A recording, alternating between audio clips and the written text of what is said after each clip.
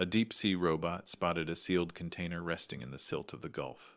At first, researchers thought it was scrap metal, but when the robotic arm scraped the grime away, welded seams gleamed back. This wasn't cargo, it was a prison built to sink, locked forever. Until now. Subscribe and tell us where you're watching from. Dr. Mark Holloway, 59, marine robotics engineer, believed his surveys would end quietly, but the ocean had been holding something back and his machine had just set it free. The ocean had always spoken in echoes, sonar pings, the groan of shifting currents, the occasional crack of pressure splitting rock, but this sound was different. When Mark Holloway's robot glided over the seabed, its instruments stuttered, jolting on something geometric. From the control deck above, the sonar technician frowned. "That's no ridge," he muttered, pointing to the monitor. On the screen, the return signal was sharp edges forming a perfect rectangle. Nature didn't make straight lines, not 2 miles under the surface. Mark leaned closer, squinting at the grainy image. "Probably a container," he said, forcing calm into his voice. "Plenty of freight goes over these waters. Sometimes storms knock them loose." He had seen it before, televisions, clothing, even cars entombed in steel and lost to the sea. But the younger crew members weren't convinced. "Too square," one whispered. "Feels wrong." On screen, the robot's spotlight pierced the darkness, cutting through clouds of drifting silt. The shape emerged slowly, ghost-like. A steel box, longer than a truck, embedded at an angle in the seabed. Not collapsed, not twisted by impact, but resting as if carefully placed. "See?" Mark said, pointing. "Shipping container." His words fell flat. He couldn't stop staring at the unnatural smoothness of its walls. Even after decades underwater, the metal held its form too perfectly, like it had been designed to withstand time. The robot inched closer. Its camera captured details, barnacles clinging to edges, streaks of corrosion trailing like scars. And then something stranger. Along the seams, the metal glistened. Not rust, but a dull, oily sheen seeping into the water.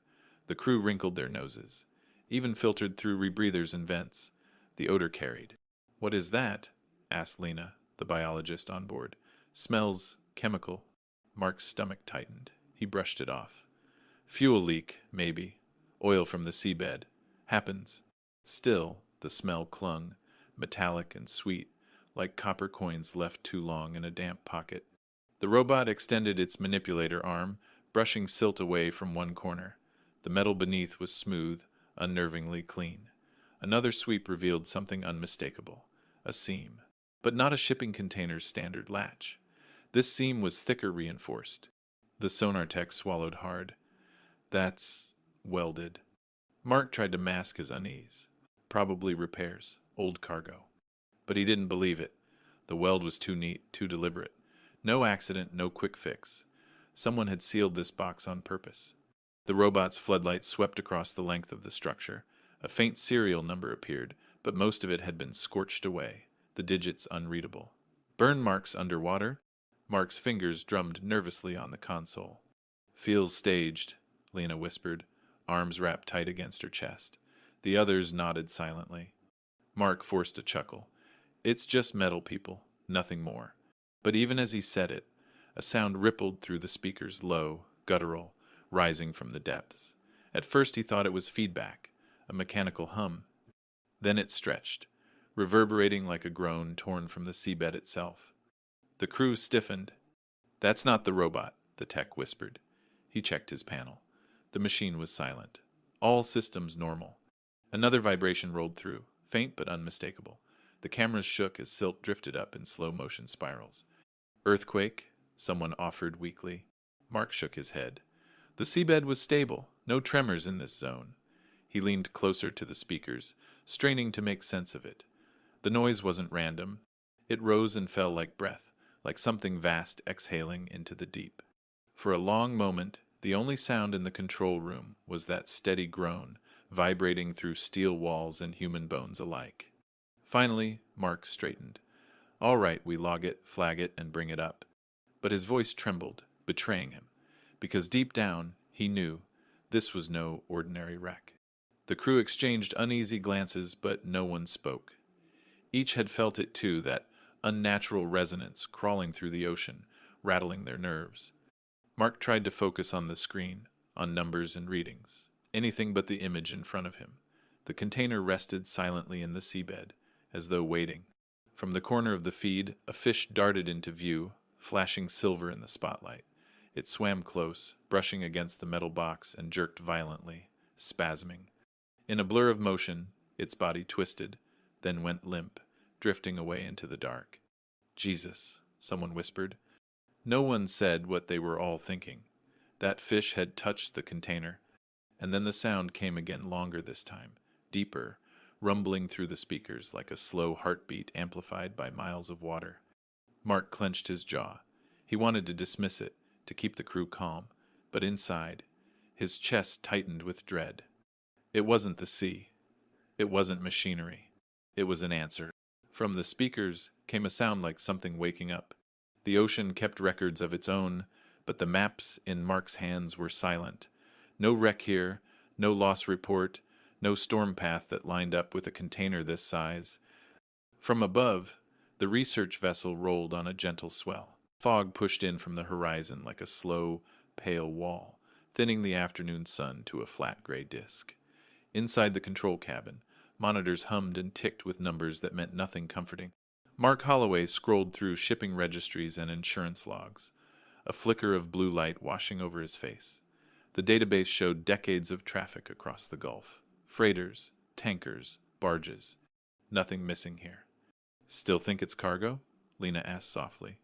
Her breath fogged the glass of the side window. Outside, the first fingers of mist curled over the rail. Mark didn't look up. If it is, nobody reported losing it.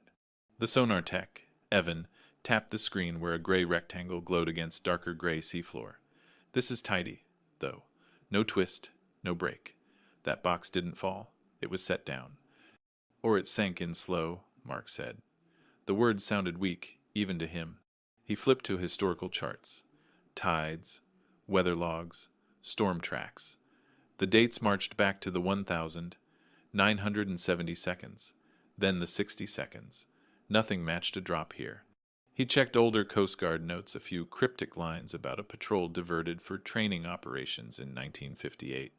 The page was scanned, edges burned. Half the text was blacked out. Lena leaned in. What's that? Nothing useful, Mark said too quickly, closing the window. A thin, sweet metal smell threaded the room, like pennies in rainwater. It had been faint before, a suggestion in the air. Now it clung to their tongues. Vents pulling it in, Evan said, wiping his nose. That smell. Mark clicked through another map, one he kept offline. A stitched mosaic of submarine surveys he'd helped run years ago. The cursor drifted to their coordinates. Empty grid. He swallowed. He didn't like bringing that old work into the light. Funding had come with strict rules back then. Quiet rules. Behind them, the deck door groaned. A gust of damp air swept through the cabin, bringing fog and the slap of rope against metal. From the aft deck, a crewman shouted, then laughed too loudly, the brittle kind of joke that rattled when nerves were tight. Got ourselves a sea casket, boys. Evan forced a grin. You ever see welds on the outside of a shipping container? He replayed the robot's last pass. The camera caught the seam again, a bead of metal so clean it glittered under the light, even through silt. Repairs, Mark said, quieter now. Repairs don't go over every hinge, Lena replied. That's a seal. Someone didn't want whatever's inside to come out. Silence settled.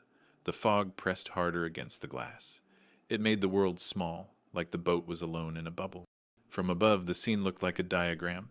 The vessel, a pinprick. The fog, a slow spill of milk.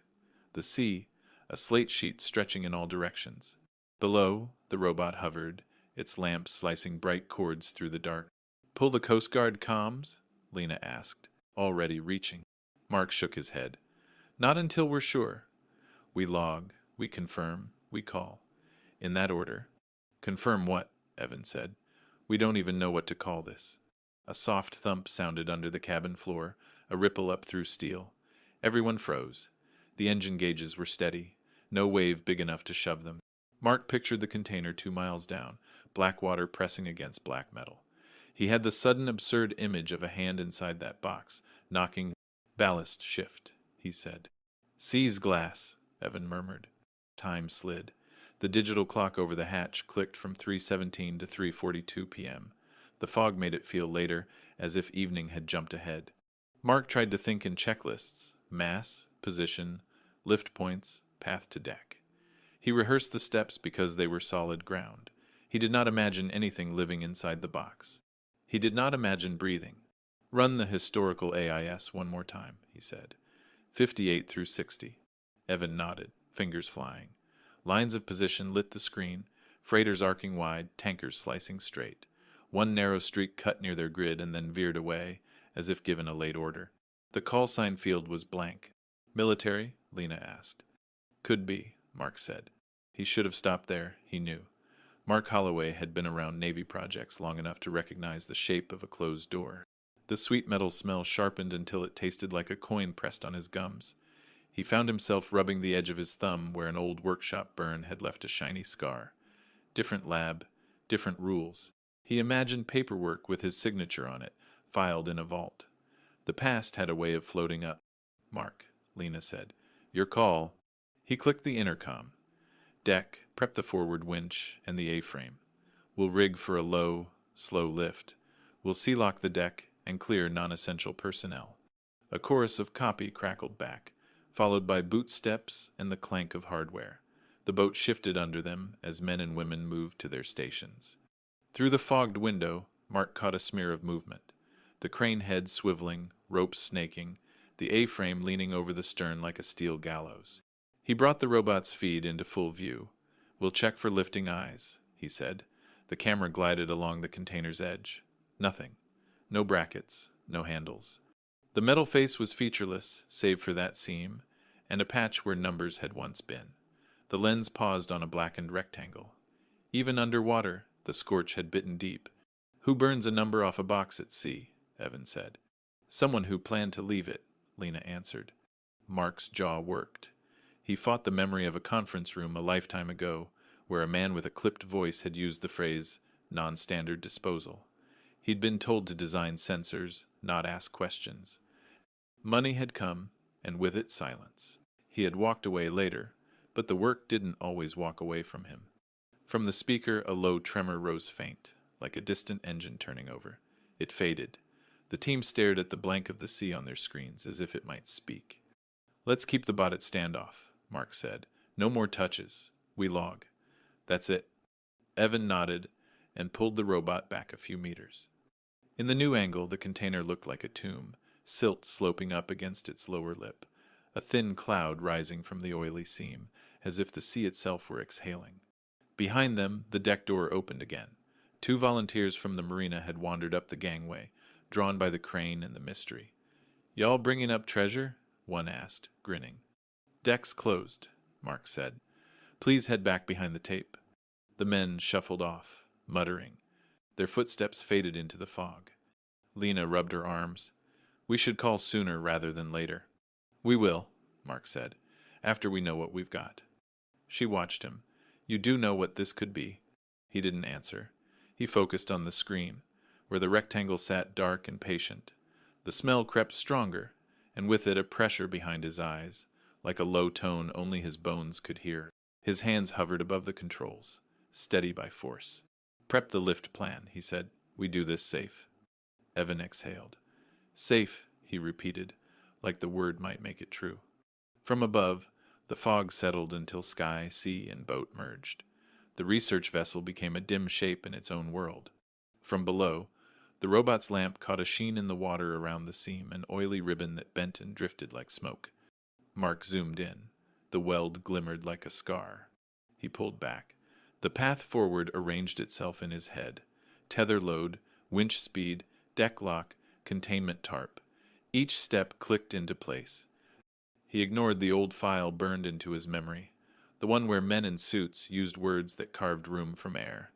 On the far monitor, the navigation chart held its white emptiness. No notes, no warnings, no name for the square of water they were about to cut open. A dull thud sounded underfoot again, smaller than before, like a second knock from the deep. Evan whispered, Please let that be ballast. No one replied. Mark turned off the registry window. He let the fogged glass take his reflection and smear it into something he didn't have to look at. He felt his heartbeat in his throat. A sound from the speaker, a slow, rolling exhale, came and went like an animal refusing to be heard. He could tell himself, as he had in other rooms in other years, that he would stop when it felt wrong. But the checklist had already started. The crane swung, the cables sang, the sea waded, flat and gray. Mark's chest tightened. If it was buried, it wasn't meant to surface, and if we dragged it up, something would come with it. The sea gave way slowly, as though reluctant to surrender what it had hidden. The winch groaned as the cable strained under the weight. The research vessel tilted starboard, its hull creaking. Metal on metal rang out a low, tortured moan as the A-frame leaned into the lift. From above, the water rippled outward, a bruise spreading across the gray surface. "Steady," Mark ordered into the headset. His voice was clipped, controlled, though sweat gathered along his temples. "Keep tension balanced. Bring her up slow." On the aft deck, crew members stood clear, eyes fixed on the cable as it sliced down into fog. Boots shuffled against steel, the silence broken only by gull cries wheeling overhead. The first edge of the container broke the surface. Water cascaded down its face in dirty sheets, foaming with a strange oil that spread in iridescent streaks. The smell arrived almost immediately, heavy and sickly sweet, coating the back of throats. One sailor gagged and covered his mouth. "God," Lena whispered, "it's worse up here." From above, the container looked like a coffin dragged from the underworld. Its sides were streaked with gouges, long, ragged scratches that cut deep into the steel.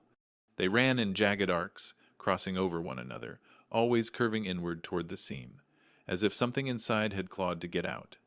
Mark scanned the welds. Thick seams, burned hot enough to melt the metal into swollen ridges. Not patchwork, not repair. Restraint. Behind him, two dockside volunteers who hadn't left earlier muttered nervously. "Looks like a casket, don't it?" one said. The other laughed, thin and brittle. "Biggest coffin I've ever seen." "Back behind the tape," Mark barked, sharper than he intended. His nerves hummed like live wires. The crane lowered the container onto the waiting tarp that stretched across the deck. It landed with a dull, wet thud, sending a tremor up through the ship. The whole vessel seemed to shiver. For a long moment, no one breathed. Evan broke the silence. "We're not logging this as standard cargo recovery." Mark ignored him. He knelt, gloved hand brushing along the container's face. The steel was pitted but solid, cold even through the fabric. His fingertips traced one of the gouges. The edges were sharp. Too sharp. He pulled back, the glove sliced. "Cut clean," he murmured, like the tool was on the inside. Lena crouched beside him, staring. How could anything inside make marks like that? He didn't answer. The crew began rigging stabilizers, bolting steel braces to keep the container fixed against the rolling deck. Each hammer strike rang out sharp, echoing through the fog. The sound carried strangely, bouncing off the mist like walls. Each blow seemed returned, reverberating from within the container. "Mark," Evan said quietly, "you're hearing that too, right?" Mark's jaw tightened. "Keep bracing." When the last bolt was secured, the deck fell still. The container sat squatting like an enormous tomb, its welded seams glistening in the dim light. The oily smell thickened, sweet enough to sting sinuses. A gull landed nearby, pecking at the slick that dripped across the tarp. It staggered once, wings flapping weakly, then dropped lifeless to the deck. The crew stared. Someone crossed themselves. "Ventilation masks," Mark ordered hoarsely. One by one, the team strapped on half-face respirators. Filters hissed as they drew air, but the smell still bled through, faint and metallic. Mark stood and signaled. "Cut here. We'll test one seam first." The grinder shrieked to life, sparks bursting as it bit into the weld. The screech of steel against steel tore through the air. It was deafening on the open deck, a single note of violence that set teeth on edge. But underneath, another sound rose, low at first, almost a vibration, then deeper, fuller a groan that seemed to come from the container itself. The grinder stopped. Silence fell, broken only by the lapping of waves. "Keep going," Mark said firmly. His voice cracked on the last word. The tool screamed again, cutting deeper. The seam began to split, just a hairline, enough to release a hiss of bubbles from inside. The oily streaks spread wider across the tarp. The gull's body twitched once more, then stilled for good. The welder stepped back. "That's as far as I'm taking it." Mark approached slowly, every step heavy, as if the deck had thickened beneath him. He knelt again, laying his palm flat against the cold metal. It thrummed faintly, a vibration too steady to be machinery, too alive to be coincidence. From the crowd of crew and dock workers, someone whispered, "It's answering you." Mark closed his eyes for half a second, steadying himself. He thought of sonar, echoes bouncing through the deep, of signals that came back different than they went out. And then the container shifted. Just a fraction, barely an inch, but enough to rattle the braces, enough to send a shudder through the deck plates. The crane's hook groaned as its chain jerked taut. Everyone staggered, grabbing rails and lines. "Earthquake?" one voice shouted. Mark knew better. From inside, something shifted and the dock vibrated, as if answering back. The cut line gave way with a sigh, and the sea's secret finally showed its face. Late afternoon bled toward evening. The fog thinned to a damp veil that left halos around the deck lights. From above, the container lay like a black tooth pulled from the jaw of the Gulf, strapped to the tarp, braced in steel. Everyone waited for Mark's nod. He gave it with 2 fingers. "Pry on my mark," he said into the headset. "Slow, keep the angle shallow." Crowbars bit. Hinges that shouldn't have existed shrieked as the seam peeled back. A tongue of stale water spilled across the tarp, thick with that oily iridescence. The smell rose, sweet metal and something medicinal turned sour. Evan gagged, mask or no mask. The lid, if it could be called that, lifted. Beneath, no rows of boxes, no stacked pallets. The floodlight caught pale surfaces and a low, padded interior. A capsule, not a container. Walls quilted in waterproof vinyl, seams stitched and sealed, corners rounded like the inside of an ambulance bay. A narrow track ran the length of the floor, as if for a gurney that had never returned. From above, the camera tracked forward in a slow glide. The image quivered as the crane line vibrated. Inside the chamber, straps hung slack, thick canvas webbing with buckles the size of fists. Shackles, two at the head, 2 at the foot, each bolted into reinforced plates. Scuff marks circled the plates like bruises around a wrist. Lena's voice was small. This was for a person. Mark swallowed. The word lodged like a pebble. Person. On the forward wall, a panel of gauges faced in, cracked glass, needles rusted at 0. Stenciling flaked but legible beneath grime. Oaksquigen divided by mix divided by press. A manifold of thin pipes ran along the ceiling, terminating in a rubberized mask that lay coiled like a dead serpent. The rubber had perished, blooming with white rot. Close up, Mark's gloved hand brushed a rectangle half hidden by slime. He wiped, and letters appeared, a stamped plate, stainless steel, riveted Official Property S. Navy Bio-Containment Unit 1958. The year felt like a cold finger down the back of his neck. The deck murmured low, collective, disbelieving. Outside the tape, neighbors who had lingered at the marina fence whispered and craned for a better view. Someone said, "Government stuff," with the reverence reserved for trouble. Evan pointed to the center. There, bolted to the floor track, was a steel crate no bigger than a footlocker, caged by a secondary frame with its own tiny shock absorbers. No handles, 4 latches sealed in spot-welded shields. Somebody had built a box inside a box and strapped it down to survive a war. Mark knelt at the chamber's mouth. The vinyl padding crackled faintly under his knee. The air inside was colder, damp with a chemical reek that stung his eyes. He reached for the badge again, tracing the letters, as if the word containment might give permission not to open what it contained. "Mark," Lena said, "steady because someone had to be. We need to document before you cut anything else." He nodded, made himself slow. Photos, measurements, the dull, clinical comfort of procedure. He listed, padding intact, shackles present, oxygen array obsolete, crate bolted, 4 latches, unusual frame. His voice was even. The skin at his temples prickled. A vibration feathered through the deck. The crate's frame quivered like a tuning fork. "Did you see that?" Evan whispered. Mark pretended he hadn't. He unsnapped a small crowfoot from his belt, slid it beneath the first welded shield. Metal popped, sang. He peeled the shield back and exposed the latch. It was stamped with a number 03 and painted once in red. The paint had bled into rust like dried blood. He did the next and the next. With each peeled shield, the smell intensified, the sweetness deepening into a coppery thickness that made saliva taste wrong. From above, the shot went wide, the dock ringed by curious faces behind police tape, the boat a slab of light and gray, the open chamber like a wound. The crane loomed. The sea kept its counsel, flat as hammered tin. Inside the chamber, something small ticked. A settling sound? A drip? It repeated. Faint, irregular, and every time it came, the hair on Mark's forearms lifted beneath the suit. Lena leaned in beside him, camera steady. Last latch, she said. He nodded. His gloves squeaked against the cold steel. He thumbed the final latch and felt it resist. Gum stuck. He pushed harder. It gave with a soft, sticky rip. The locker's seal let go. A breath hissed, not air, not vacuum, more like a wet kiss parting. A ribbon of condensed moisture slid along the edge and patted onto the floor with a dark coin drop of liquid. Where it fell, the tarp surface whitened in a brief frosting, then cleared again. The drop left a ring. Mask on, full seal, Mark said. His voice was tight. Filters clicked, straps cinched. He wrapped his fingers under the crate's lid and lifted. It rose a quarter inch, slow as a coffin lid in a bad dream. The smell surged, sweet and metallic and egg sour, braided with something like iodine. It wasn't rot exactly. It was a lab smell that had been kept too long in the dark. Careful, Lena breathed. He eased the lid higher.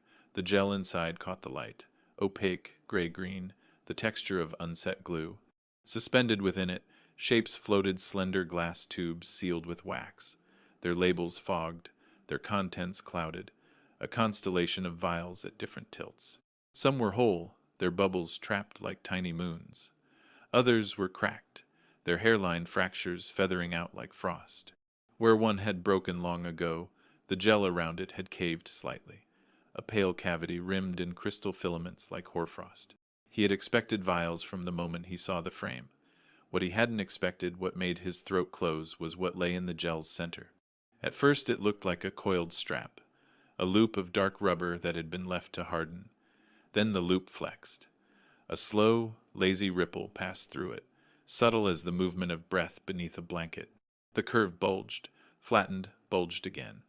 The skin, if that was skin, was pale, almost translucent, with fine branching veins or threads running beneath the surface like seaweed fronds. Along one arc, a seam opened a narrow, pink slit that pulsed twice and closed, leaving a faint exudate that fogged the gel. Lena's camera steadied on the thing. Her gloved fingertips trembled in the edge of frame. That's organic, Evan said, too loud. Is it alive? And then immediately wished the question back. In the omnipresent hum of the boat, another noise spilled in. A low, continuous tone that might have been the crane's hydraulics or might have been nothing mechanical at all. Mark felt it more than heard it, a pressure settling behind his eyes, a sonar ping stretched thin and held like a note. Look, Lena whispered, voice shrinking. The vials. Some of them are marked. Don't touch, Mark snapped, sharper than he meant. He forced his tone down. We don't move anything yet. From the crowd on the dock, a gull's caw cut and failed. The bird sailed past, wobbled, and dropped somewhere in the fog out of sight.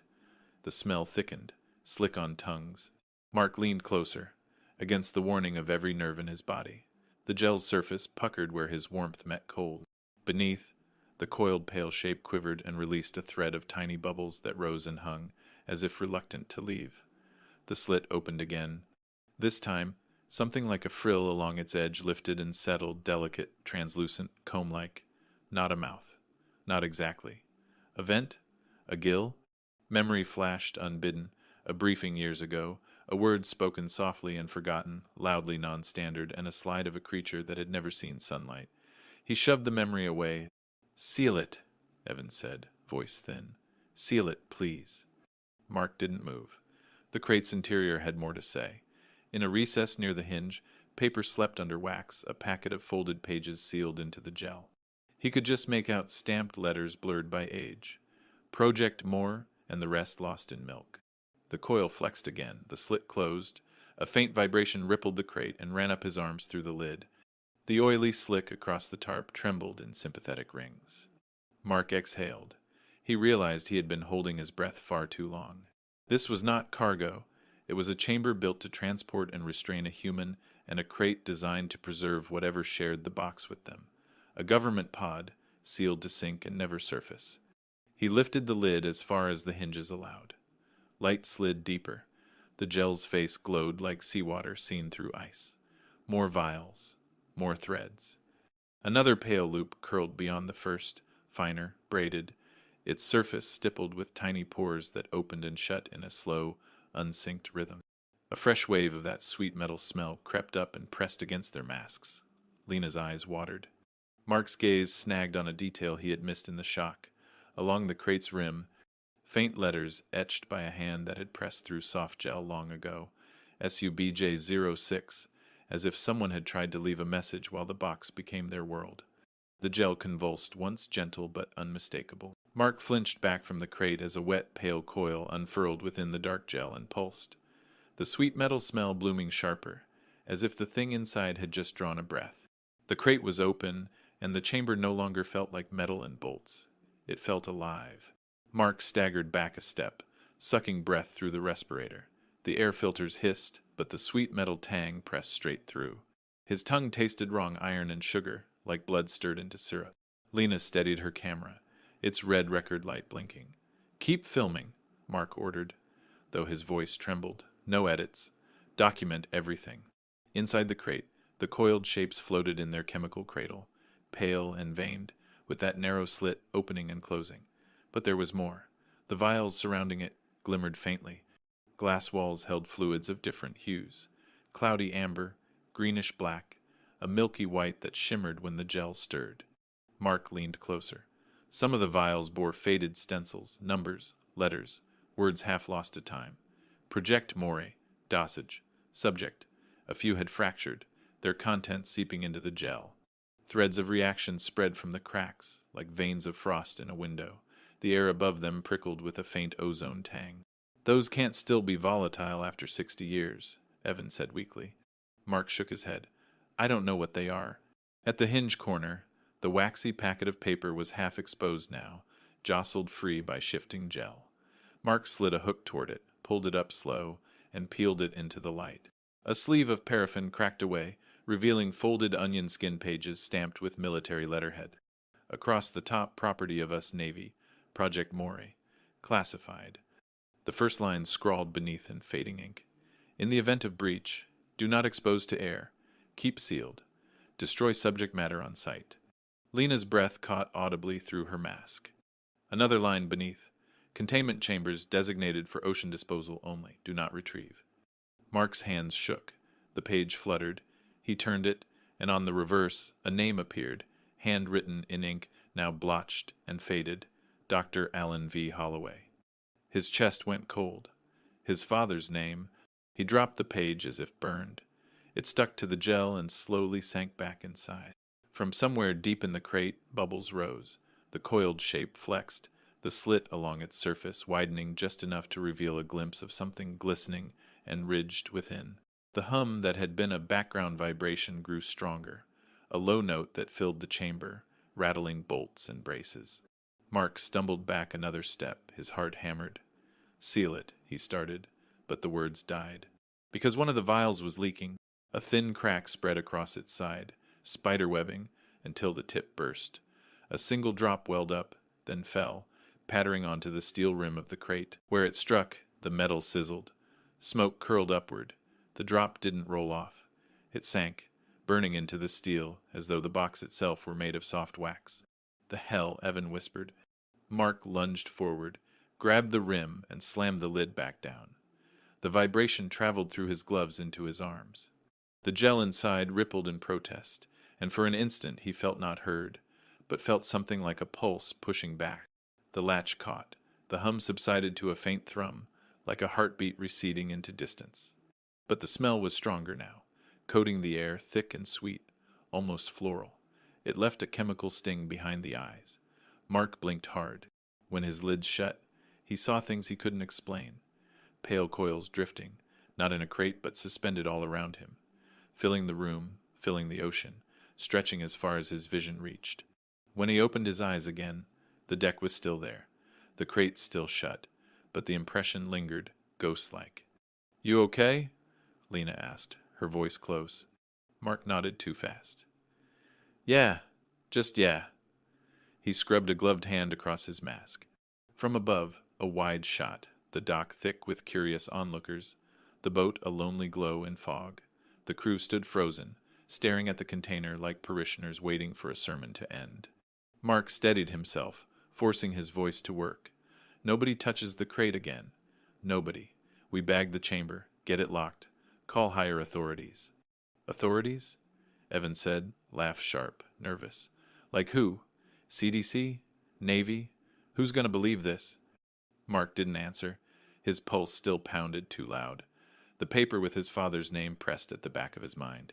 Something ticked inside the chamber again. 1, 2, 3. Like water dripping, though nothing fell. The sound crawled across the deck, bouncing unnaturally in the fog. Lena raised her camera again, framing the sealed crate. "Mark," she whispered, "it's still moving." Through the steel, faint but visible, the gel pulsed once. The whole box flexed like a lung. The oily slick on the tarp quivered. Ripples ran outward from the container, though no hand had touched it. The gull that had dropped earlier shifted slightly on the deck, its wing twitching once before going still again. Nobody breathed. The crate's vibration slowed. The hum subsided. Silence pressed in. Mark forced his hands steady. "Seal the chamber. Weld it if you have to." But his voice was too thin to cover what everyone had already heard. The leaking vial hissed again, and the steel beneath it smoked another drop sinking into the floor, burning straight through as if the container itself were nothing but skin. By nightfall, the secret on the deck no longer belonged to the crew. It belonged to the town, the fog, and anyone close enough to smell the sweet metal air. Word had a way of slipping through steel. It traveled on radio chatter and panicked calls. On the shaky video, a dock hand uploaded from his phone. By 7:20 p.m., headlights lined the marina road in a jittering string. Neighbors leaned on the fence, breaths smoking in the damp. A boy on a scooter, 2 fishermen still in rubber boots. The bait shop owner with a flashlight clenched in his teeth, eyes all drawn to the crane and the open chamber. The strange glimmer on the tarp. From above, the scene looked staged. The research boat, a wedge of light in the gray. The container a black rectangle, propped like a stage prop. The crowd a half-moon of pale faces beyond yellow tape. Fog rolled low, soft as wool, and the water around the pilings wore a rainbow sheen. A news van bumped over the curb and stopped crooked. A young reporter in a blue blazer jumped out with a cameraman, mic already live. "Are you bringing up hazardous waste?" she called across the tape. "Is the public in danger?" "We're busy," Mark said, not looking up. His mask hung at his throat now, ready to pull back on. The smell had eased, then returned in waves, sweet and iron thick, climbing the sinuses like vines. The crate inside the chamber was shut and latched. Mark had ordered it taped and tarped, the whole inner space draped with clear plastic that crackled when the breeze found it. Under the plastic, the locker pulsed at long intervals, as if remembering how. Lena filmed every breath of it, her camera steady even when her hands were not. Sir, the reporter tried again. "Is this military?" A man shouldered past her, not rough but sure, like someone used to moving people with only his presence. He wore an old field jacket, collar turned up, hair gray at the temples, jaw set hard. He stopped short of the tape and fixed on Mark. "You opened it?" he asked. No hello, no name. Mark's response stuck. "Who are you?" The man didn't blink. "You opened it. Tell me you didn't cut the inner box." Mark said nothing. The man's face went still in the way that meant anger had decided to hold its breath. "You have to seal it again," he said quietly. "Right now." Lena stepped forward. "And you are?" "Retired," he said. Then, as if he knew the code word the night required, he added, "Navy." Murmurs ran through the fence crowd. Someone whispered, "Knew it," like a prayer that had finally found a mouth. The retired officer no name offered kept his eyes on Mark. "You people don't understand what was done with these things. They lied to everybody. To us. To you. That box was meant to disappear." Mark felt the words like wait. "We're documenting and securing," he said. "Then we call it in." You already called it in, the man said, chin angling toward the road. Other headlights were stacking up. A second news van. 2 police cruisers rolling slow. Trust me, if I found you, they did too. The officer stepped closer to the tape, lowering his voice until only the crew heard. Listen to me. That seam, don't break it. Don't vent it. If you smell sweet again, you get back. It doesn't kill the way you think. Define kill, Evan muttered. The man's gaze cut to him. It changes. Then it kills. A gull cried and cut off mid-call as it wheeled over the slick. It hit the water, wings sculling, then lay flat, drifting like a leaf. Lena swallowed. What is Project Moray? The officer's mouth tightened. Something that should have died in a file room. Mark felt that old clock inside him tick 2 beats faster. The onion skin page with his father's name flashed behind his eyes. He pushed the thought down into the same place he'd shoved a dozen other thoughts that didn't help. Back to work, he said. He pulled his mask up and sealed it. Evan, bring the ROV feed up on the cabin screen. I want the internal camera angle we parked before the lift. They scrambled into the control cabin. The fog pressed at the windows, making the room feel like a submarine of light. Fans from the equipment hummed, a dry mechanical counterpoint to the wet world outside. Lena slipped in last, and the retired officer stood in the door like a shadow that refused to choose a side. Evan scruffed his hair and scrubbed at the touch panel. The ROV feed bloomed across the main screen, the underwater view recorded earlier, before the winch had dragged the box up.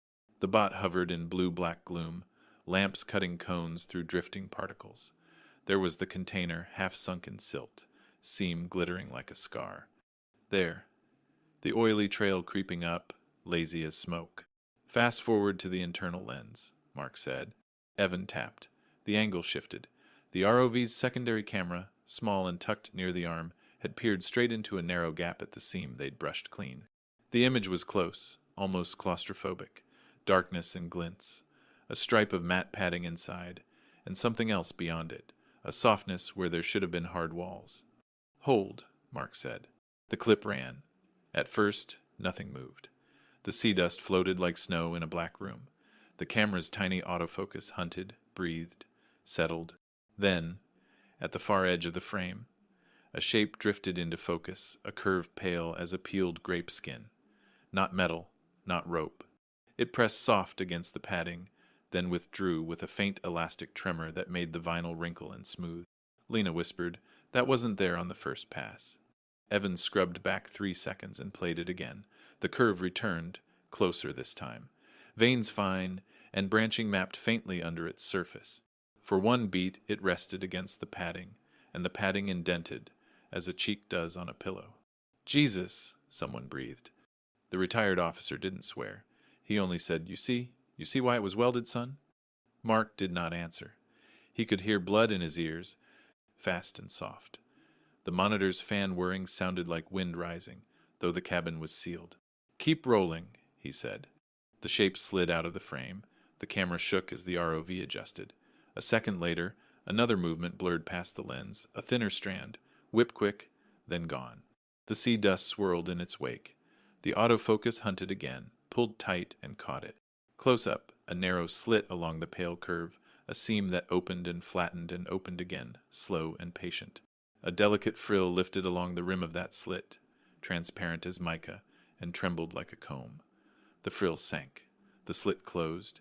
Mark's breath fogged his mask for a heartbeat. He wiped it with the back of his glove, mechanical, useless. Behind them, the crowd outside pushed closer to the tape. The reporter raised her voice, pitching for the camera. "Officials have not confirmed." A police officer stepped in, palm out. "Back up, please. Keep the lane clear." The marina itself was turning strange. The water around the piles didn't slap or suck like normal. It lay almost still, as if listening. The rainbow slick braided itself into thin stripes that drifted toward the boat as if pulled by breath. In the cabin, the ROV feed held the pale curve for a last second as it drew near. The autofocus snapped sharp. Everyone leaned, the room somehow smaller now, as if the glass itself bowed.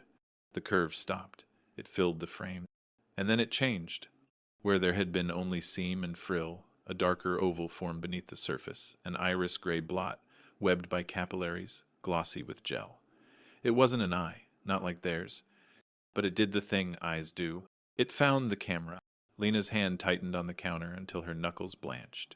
Evan's lips moved, soundless. The retired officer did not move at all. The oval dilated, the frill trembled, the curve leaned closer, soft pressing against hard glass. The room forgot to breathe. It blinked, slow, deliberate.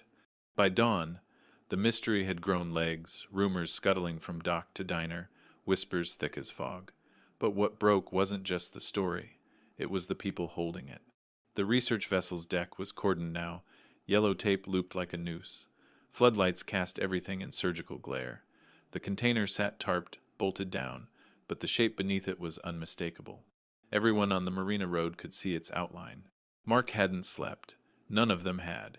His eyes burned. His chest ached with the ghost of that metallic sweetness. The night had been one long loop of replayed footage, the pale curve pressing into the camera lens. The slit opening, the blink.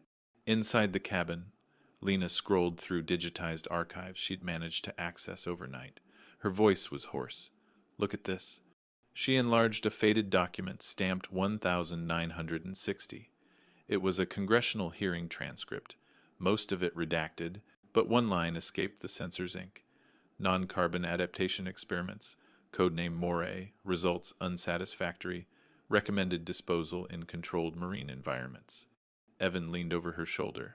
Non-carbon? What does that even mean? Not based on what we are, she murmured. Not built on proteins, not cells. Something else. Mark rubbed his scarred thumb, the one he always touched when memories pushed too hard. He knew enough to recognize obfuscation. In his early career, he had seen reports like this, phrases designed to mislead the public, while hiding work best forgotten. The crowd outside had thinned in the cold morning hours, but it was swelling again. More cameras, more questions.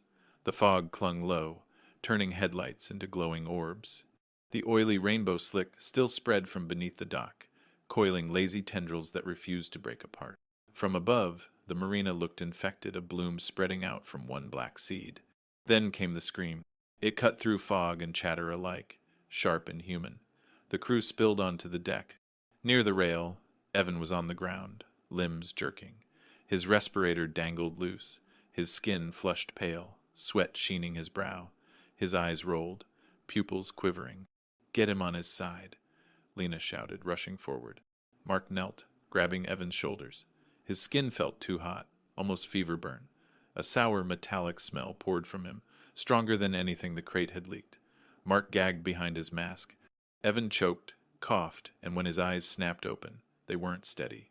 Tiny red filaments spidered out from the whites, twitching in time with his pulse. Don't touch the slick, he gasped. His lips trembled. It's inside. The words broke on a convulsion, his back arched. For a breathless second, the skin along his forearm moved. Not twitched. Moved like something small was pressing up from beneath, wriggling along veins, trying to find its way out. Jesus, Lena whispered, hand clamped over her mouth. The retired officer, the one who had warned them the night before, stepped from the shadows by the tape. He didn't waste a second. He grabbed Mark's shoulder and pulled him back. It's starting. What's starting? Mark demanded. His throat burned. The man's face was pale, lips thin. This is what happens. You don't get sick. You get changed. Evan seized again. This time blood flecked his lips, except it wasn't blood. Not fully. It was bright, crystalline, glinting like crushed glass. Someone screamed again, one of the younger crew. The sound tangled with the murmur of the crowd outside the tape, who surged forward to see. The police line buckled. Mark turned to the officer. Help me restrain him. But before he could finish, a roar split the air. Engines. 2 black trucks rolled down the Marina Road, headlights cutting through fog like blades. They didn't slow. Tires splashed through puddles, brakes screeched, doors flew open. Men in dark uniforms spilled out, faces hidden by masks. Their patches bore no insignia. Navy, the retired officer hissed. Told you. The newcomers moved with brutal efficiency. One barked orders no louder than normal speech, but everyone obeyed. Within moments, 2 hauled Evan onto a stretcher, strapping him down as he thrashed weakly. Another 2 unfurled black canvas tarps and began covering the chamber. Cameras flashed from the crowd, reporters shouting questions drowned in the chaos. Mark shoved forward. He needs medical. A gloved hand stopped him flat to his chest. The masked man's voice was muffled but final. You're done here. Lena shouted. You can't just take... They can, the officer muttered bitterly. His fists were tight at his sides. Evan's stretcher vanished into one truck. The container, still tarped, still seeping, was chained by winch and dragged halfway off the deck. Sparks lit as metal scraped steel. The oily slick on the tarp quivered and spread faster, but no one outside the tape noticed. The crowd was busy shouting, cameras hungry.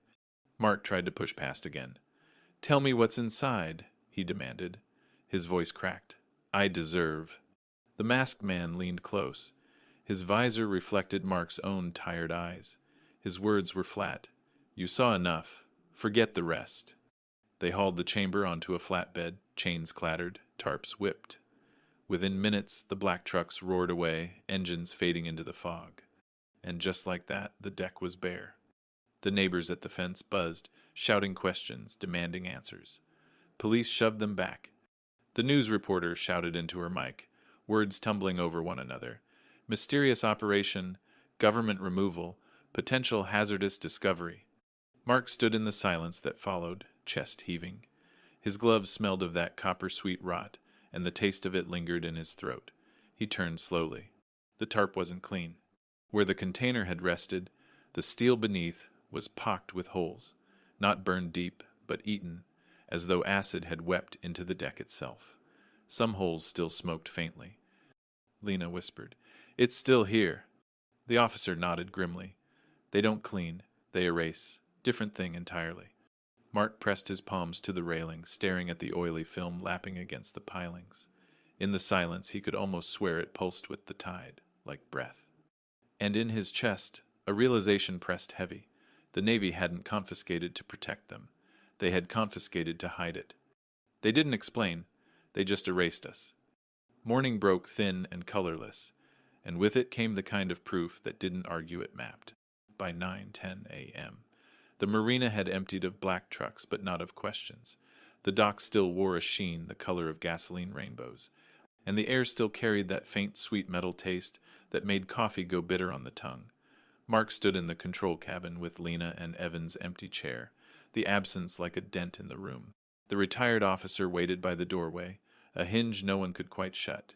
Lena pulled up a satellite suite she'd paid for out of old field grants, synthetic aperture, thermal overlays, a hobby-turned-lifeline. These are passes from last night and this morning, she said, voice low. On screen, the Gulf spread black and blue, streaked with shipping lanes like pale scars. Overlaid in false color, something bright pulsed near their coordinates, a rectangular wound glowing beneath the surface. Not just one, she whispered, fingers darting. She widened the frame, another rectangle resolved to the east, a third south-southeast. Then a fourth, smaller, shadowed by a shifting smear like stirred silt. Evan would have whistled. The thought landed and hurt.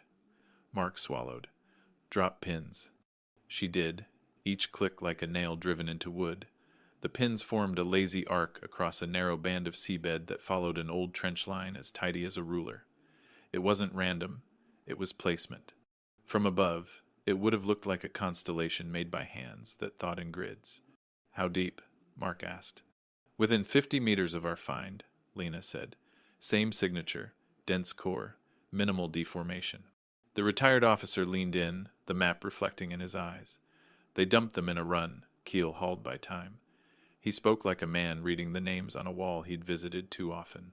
Mark paged to a sonar sweep they'd run before the Navy arrived, quick, messy, but enough. The returns were clean blocks, long shadows. Then he slowed the playback. One shadow lagged behind its source, a smear of darkness that kept breathing in the display long after the ping passed. It made his scalp prickle. Echoes didn't linger like that. Why's it trailing? Lena asked. Because it's not only steel, the officer said. It's what's inside. That stuff, it holds a note. A radio crackled on the bulkhead, chittering with marina channel chatter. Weather, bait prices, a boat complaining about a fouled prop. Then a diver's voice cut in, tight and breathy. Copy. We're on station north of the breakwater. Visibility 3 meters, maybe 4. Weird slick. Dropping now. Mark yanked the mic. Who authorized divers? The reply came from the harbor master, thin, harried. Tour outfit snuck out before dawn. Said they'd look for your treasure. I've been trying to hail. Static hissed. A second voice bled through, bubbles punching syllables apart. Bottom at 20. Silt heavy. There's smell, like hot pennies. A ragged inhale. Okay, I've got a shape. Big, square. Oh man. Lena and Mark locked eyes. The officer's jaw tightened. On screen, Lena overlaid the diver's GPS drift on her map. Their track zigzagged too close to the second pin. It's not safe, Mark said into the mic. Back out now. Repeat, back out. No answer. The radio carried only the intimate sound of air moving through a regulator and the damp click of equipment. Then, look at this seam. Its weight. Do you see that? Silence. Say again, the harbor master said. Light, the diver whispered. There's light coming from under the silt. In the cabin, the four of them stilled. Mark felt his own breath go shallow behind the mask hanging at his neck. Get out, he said, loud enough to make the metal stanchions vibrate. Ascend immediately. That's an order. Static. A scrabble, harsh. Then the open sound of ocean without a human in it, the lonely rush of nowhere. Diver 1, respond, the harbor master snapped, voice cutting up into sharp edges. Diver 1. 30 seconds. 40. The clock on the cabin wall ticked like a metronome for panic. Lena's knuckles whitened on the desk. She whispered, 3 minutes is hypoxia. At 2 minutes 40, the radio coughed up a noise that was almost a laugh and almost a choke. A voice came back, thick and ruined. Here, I'm here. The words dragged like nets.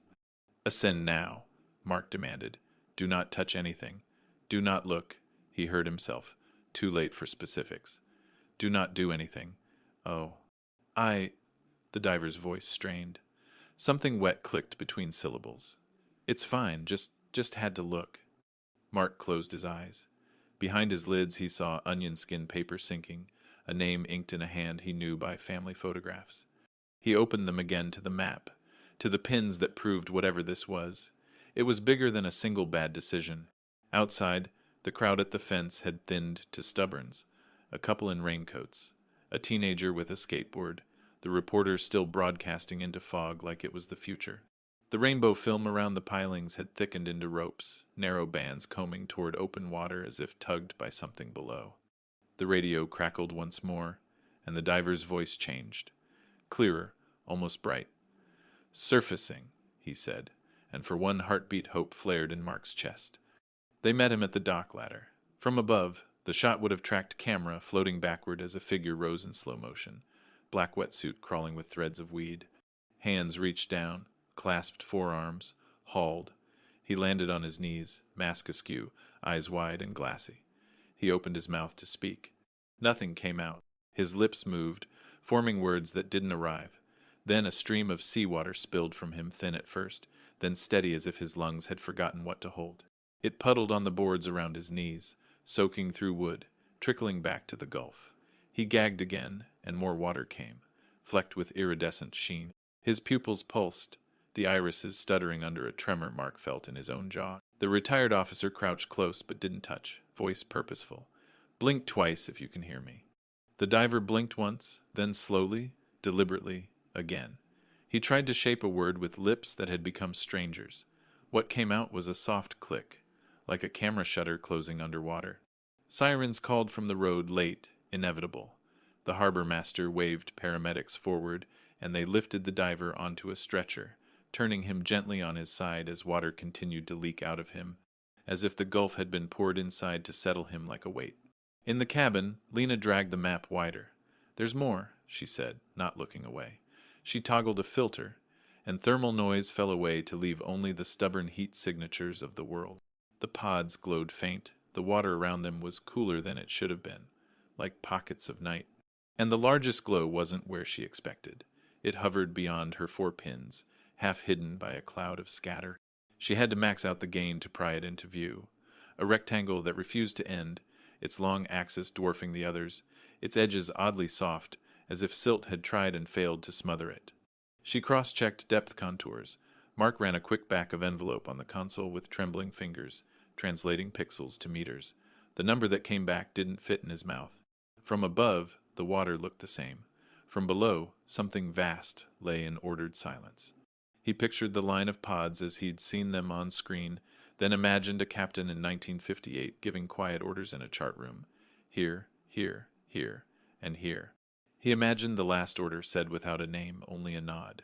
The radio murmured again, the paramedics talking calm lies to each other about vitals, about oxygen, about protocols designed for sensible injuries. Mark stared at the sonar return, still breathing on his screen. It wasn't only big, it was wrong.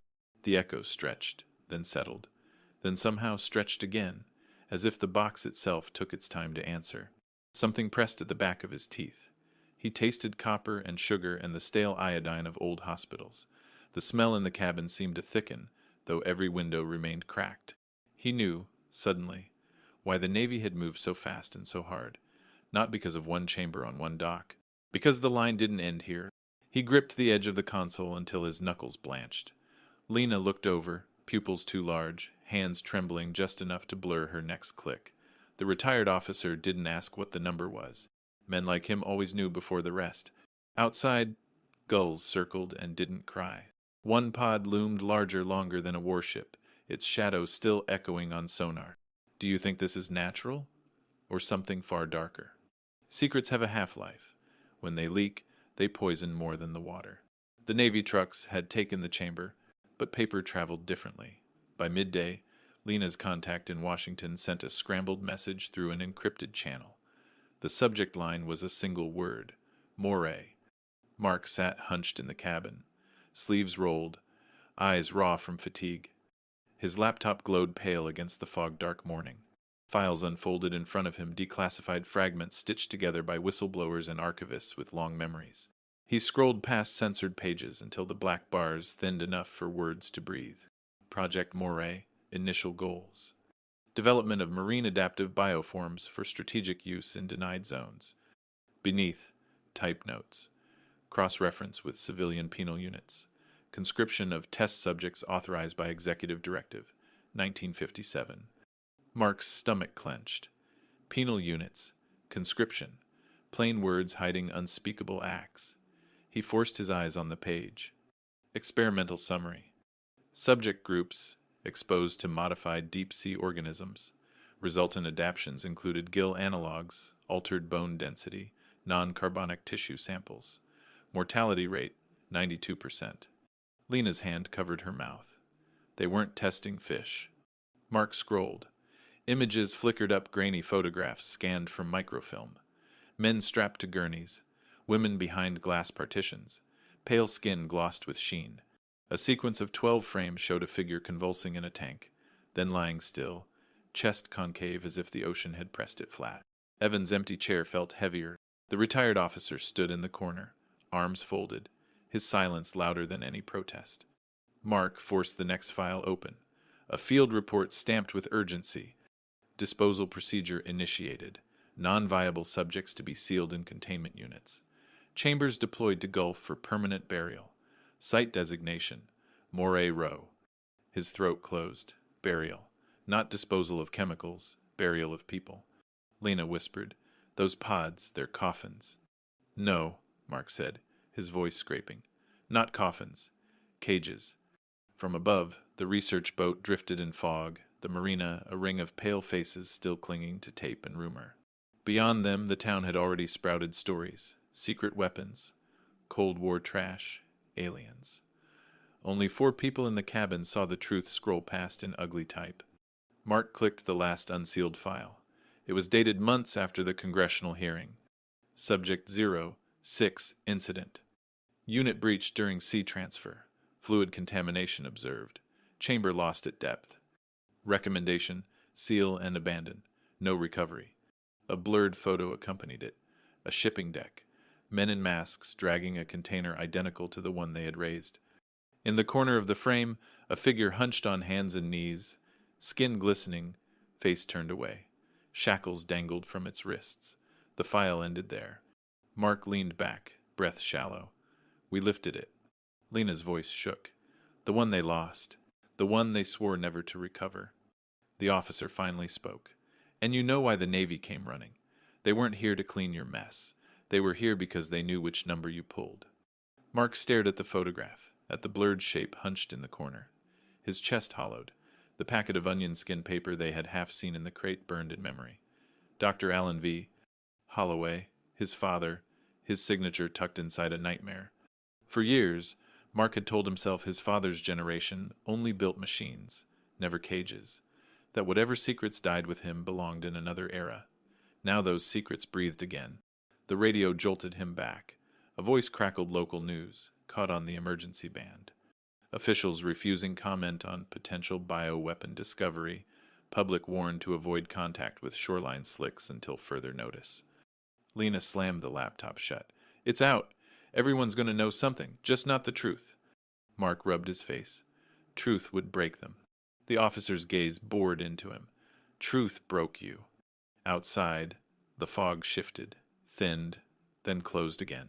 Through it, gulls wheeled without sound, wings cutting arcs too steady, like compasses marking circles no one had asked for. Mark forced himself upright.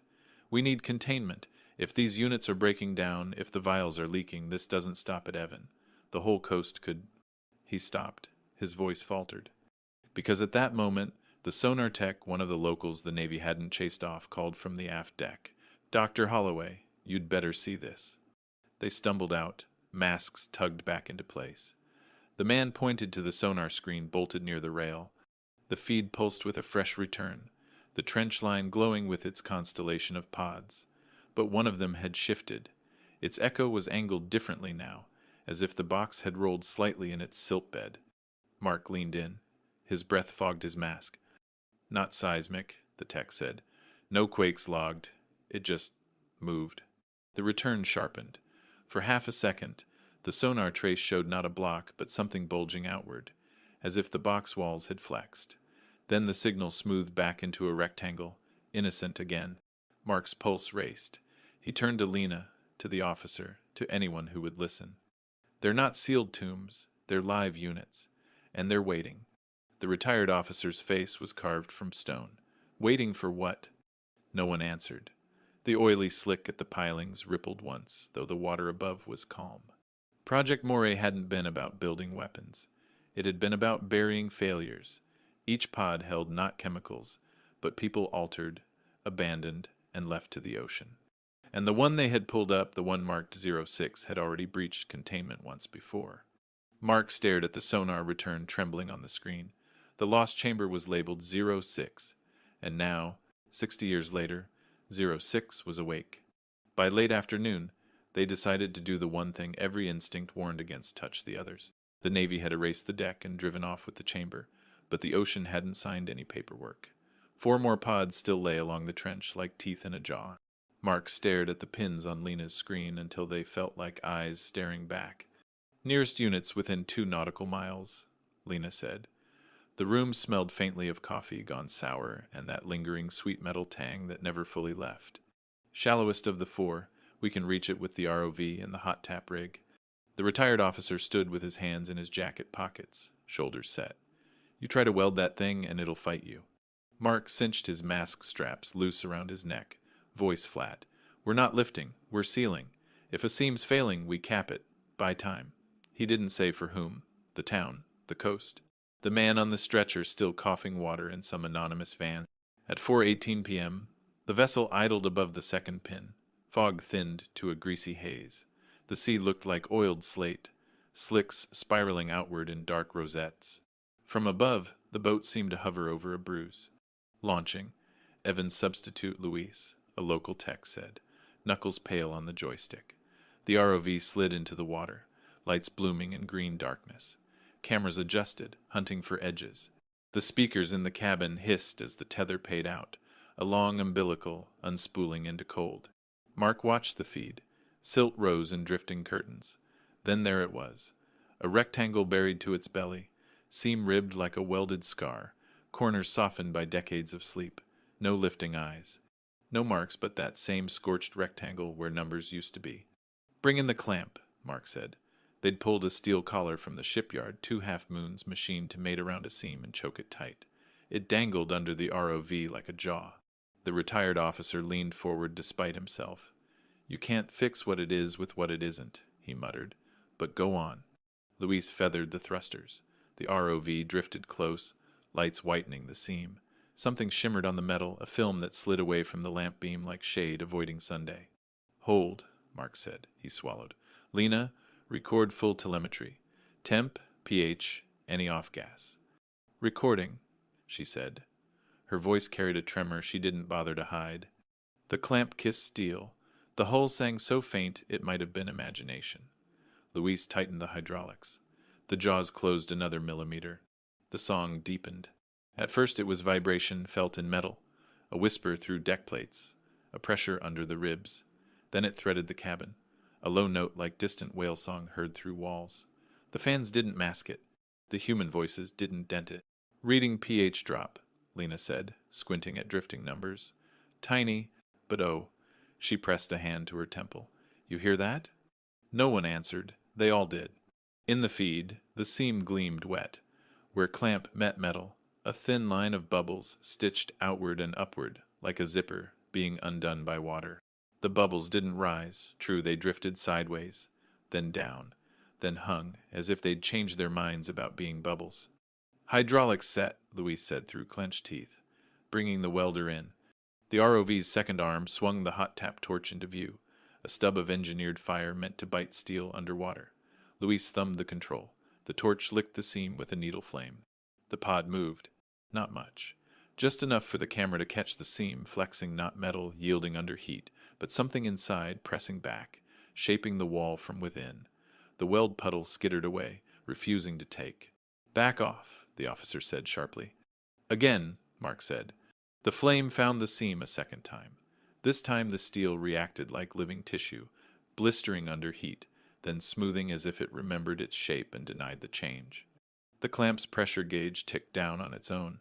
Hydraulics complained. "Pressure is bleeding," Lena said, tapping the readout. "We're not losing it up here." In the speakers, the note rose a half step. Mark felt it in his teeth. The sweet metal smell grew stronger in the cabin without a draft to carry it, as if scent could pass through signal. From above, the shot would have been eerie. The boat steady, the fog a cold ceiling, the water almost still. Below, a small machine leaned a glowing tool into a patient that refused the scalpel and learned the surgeon's rhythm in a single bar. "Lights flicker," Luis muttered. The cabin dimmed, brightened, dimmed. One monitor popped, then recovered with a gelatinous smear across the colors. The clock over the hatch hiccuped from 4:26 to 4:19, and then back again. Lena made a soft, surprised sound and dug thumb and forefinger into her brow as if to pinch a headache stem. "Stay with me," Mark said. "Luis, one more pass, shorter. Just tack the edges." Luis nodded, sweat shining on his upper lip. The torch kissed metal a third time. The seam opened an eye. Not literally, not an iris, but the metal bulged, thinned, and in that moment the camera caught something behind it, a paler dark pressed to a darker dark, with a narrow slit that widened and folded. Widened and folded. A tremor ran along it like the flutter of a comb. The note in the speakers thickened into almost voice. For a heartbeat, Mark smelled iodine. Old antiseptic rooms. His father's coat when he came home late from the lab. He blinked and saw no. Remembered an auditorium and a slide with a word he'd pretended not to hear. The torch sputtered. The electronics hissed. A line of frost walked across the inside of the cabin window, impossible in the Gulf heat letters ghosting into view where someone's warmed breath met the cold. MOR before the fog ran and smeared the rest. "Power flux," Lena said, voice small. "Batteries are good. This is something else." On deck, a coil of rope lifted and settled as if under a sleeping animal's breath. The oily curl around the pilings thickened and drew inward, bands combing tight toward their spot on the water. "Back off," the officer repeated. "Now." "No," Mark said, too quietly. His hands were steady through the tremor running his bones, steady like they had been steady threading wires through fragile boards when he was 20, and wanted to build things that only did good. Again. Luis looked at him, saw something there, turned the torch on. The pod exhaled. Bubbles tore free along the seam, not rising but racing sideways like silver ants. The clamp sprang a quarter inch. The torch sputtered and went dark. Every monitor in the cabin went black, then on, then black again. In the momentary dark, the note didn't go away. It grew teeth. Lena clutched the edge of the console, knuckles white. The taste of copper and sugar swelled on tongues, thick and wrong. Mark reached for the rail and felt it hum, a faint purr as if a cat the size of a ship lay sleeping under their hull. And then silence. Not the absence of sound.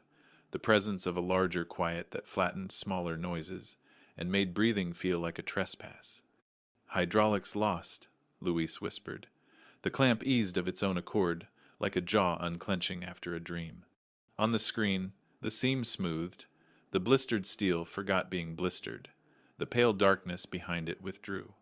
Lights returned, weaker. The clock read 4:33 and kept going. The window's ghost letters were gone, leaving only streaks. Lena wiped her eyes. I was hearing wails. In here? Mark nodded once. Me too. The retired officer watched him the way a man watches a friend step too close to a ledge. You can't shut what doesn't agree to be shut, he said. This isn't welding, this is negotiation with a door that thinks. Mark kept his eyes on the feed. The pod lay still as if nothing had happened. He imagined 4 more. He imagined the huge one Lena had measured, shadow like a ship. He imagined the truck bearing 06 somewhere he couldn't follow, straps creaking in a rhythm that wasn't rowed. The boat rolled slightly on a wave that didn't exist. Somewhere, out in the fog, a buoy bell rang once, and then decided against it. He could leave it. He could write the report, send the files, let the tide make new rumors over the old. He could say, not my job, and mean it the way a man means it when he's already decided to sleep badly for the rest of his life. He thought of his father's name, inked on onion skin. He thought of Evan's empty chair. He thought of the diver kneeling and pouring the gulf back out of himself in a thin, unending pour. Mark set his jaw. Bring the ROV up, he said. Prep the patch again. We'll redesign it. Heavier, thicker. We try from the outside and the inside. We are not done. The officer exhaled, half a laugh, half a grief. Son, the water writes the last line. Mark didn't look away from the screen. The note he couldn't hear anymore still hung in his bones. If I opened it, I'll close it even if it kills me.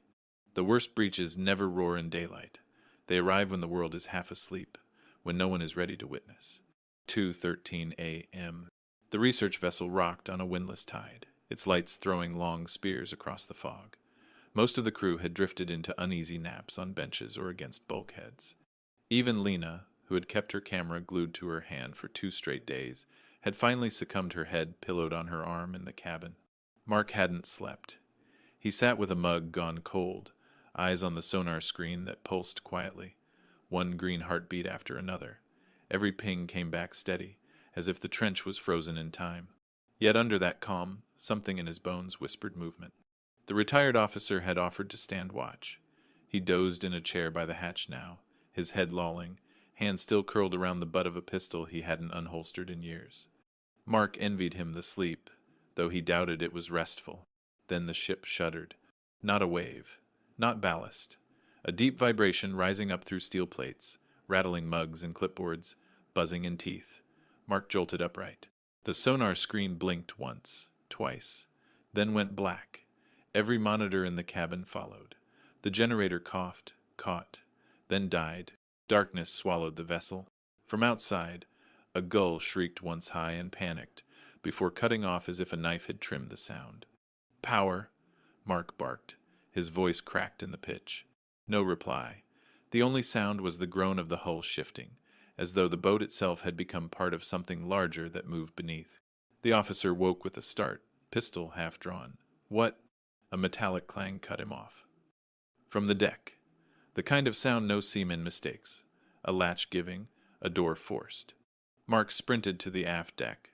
Fog pressed close, pearly and wet. The floodlights guttered once, tried to flare, then sputtered out, leaving only dim emergency LEDs that painted everything in red. Through the haze, he saw the tarp. It was no longer flat. The container they had tried to patch, still lashed and braced, was bulging at its seam, ribs pressing outward. The plastic cover trembled as if it breathed. Then, with a sound like fabric tearing underwater, the seam split. The tarp whipped back, chains clattering to the deck. Jesus Christ, the officer whispered. His pistol hung useless at his side. From the seam spilled a liquid darker than seawater, thicker than oil. It streaked across the steel deck in snaking rivulets. Where it ran, the paint blistered, the metal hissed. Mark grabbed a crowbar, heart hammering. Get the torches. But before anyone could move, the seam yawned open wider, metal flexing with impossible ease. Something inside had pushed, something stronger than steel's memory. The deck vibrated again, harder this time. A toolbox skittered across the floor and tumbled into the slick. It sizzled, foamed, then collapsed inward like a tin can on fire. The retired officer swore, finally raising his pistol. He fired once, twice, the shots sharp in the fog. Sparks kicked from steel, ricochets whining. The seam kept opening. From inside, no shape emerged, only more of that black fluid, seeping fast, smoking where it touched. It ran to the deck drains, vanished into the bilge. Then the smell hit. The same sweet metal reek that had haunted them for days, now multiplied 100-fold. It coated lungs, seeped through masks, burned eyes until tears ran hot. Mark gagged, but he couldn't look away. The emergency lights flickered. For a second, the deck strobed red, black, red. In that heartbeat of clarity, he saw the oily, slick ripple not outward but inward, like water being pulled home. "Get back!" Mark shouted. He seized Lena's arm, dragged her toward the hatch. She stumbled awake, choking, camera still clutched tight. Behind them, the officer fired again. The seam gaped, a full foot now, the welds dripping like melted wax. From within came a sound none of them mistook for machinery, a long, slow exhale that fogged the night and rattled the dock pilings. Mark slammed the hatch shut. "Seal it!" he barked, spinning the wheel until metal screamed. The officer's boots thudded down the companionway after him, pistol still clutched, eyes wide and wet. "You can't lock the sea out," he rasped. Then the lights came back. Every bulb on the vessel flared white-hot, humming. Consoles booted, monitors blinked alive. But none showed data. Every screen displayed only one thing, a sonar return, live-fed. The trench line, the pods, and the largest one a warship's length pulsing brighter and brighter, as though laughing. Lena raised her camera with shaking hands. "Mark, look." He turned to the porthole. The fog had thinned enough to reveal shoreline a mile away. A public beach, empty at this hour. Empty, or it should have been. Something was wrong. The tide was still, yet the swings at the children's playground tilted back and forth, steady arcs with no wind. A slide shivered as if a weight had brushed down it. But there were no children. No voices. No people at all. Mark's throat went dry. How? The officer closed his eyes. Because it's not staying in the water anymore. The playground swings still moved, but no children. Dawn didn't wash anything clean. It only revealed where the night had crawled. By 6:40 a.m., fog lay in torn bands over the marina road. Sirens had come and gone. Yellow tape fluttered against damp railings like tired flags. The beach beyond the point remained eerily still. No joggers, no dogs, only the slow, deliberate creep of tide. The playground swings still rocked a little, as if the air itself remembered children. Mark stood in the cabin with hands that wouldn't warm, even around a fresh coffee. The radio murmured with clipped dispatch codes and the harbor master's steadying lies. Lena sat at the chart table, skin gray, camera on her knee. The retired officer watched the door instead of the screens, as if expecting the sea to knock. A new tone bled across the emergency band flat, official. Federal authority assumes command of waterfront perimeter. Civilian vessels advised to clear channel. Containment protocols in effect. The words were clean, their meaning dirty. Don't ask. Lena's phone buzzed. She stared at the number a second too long, then answered. Trent? She listened, and whatever color she had left drained away. Slow down. What? She swallowed. Where are you? She put the call on speaker. A man's voice rasped through static, wind, fear. Motel off Route 12. They're here. 2 cars. I did what I could, sent everything to your drop last night. If I don't... His breath hitched. He warned me. Said I was already late. Mark leaned forward. Who warned you? Someone who wore the same badge I used to. The voice said, thinner now. Listen. Moray was wrong from the start. Disposal wasn't about the pods, it was about the people they made and then unmade. They tried to fold them back into the deep. That's why your water smells like pennies. A cough, wet. If they find me, don't let it burn. Fire makes it, he didn't finish. The line cut. A moment later, the emergency band carried a new item in a voice trained not to shake. Unidentified male found deceased. Motel 7, Route 12. Scene secured. Lena's fingers curled into her sleeves. Mark stared at the radio as if he could rewind time by force. The officer said nothing, jaw tight. 7:12 a.m. The Navy convoy returned, not with the subtle dark trucks from before, but with a caravan that announced itself. Flatbeds, a portable incinerator unit, men in suits with clipboards, others in suits that looked like they could walk on the moon. They fanned out as if rehearsals had been held decades ago, and only the actors had changed.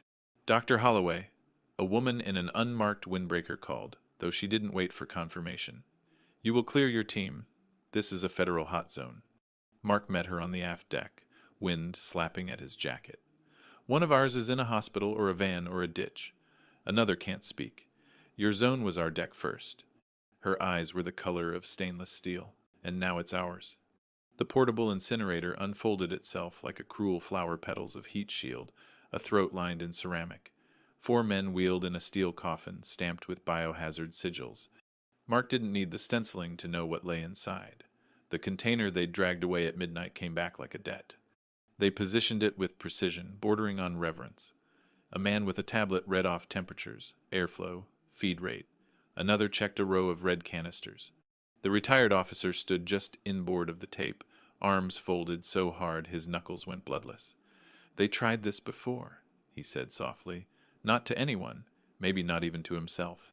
They always try fire next. The wind shifted. That sweet metal scent crept under masks, hooked behind the eyes. Mark glanced at Lena. She nodded once, lips pressed tight, recording every move, every angle. They fed the container to flame. From above, the shot would have looked surgical.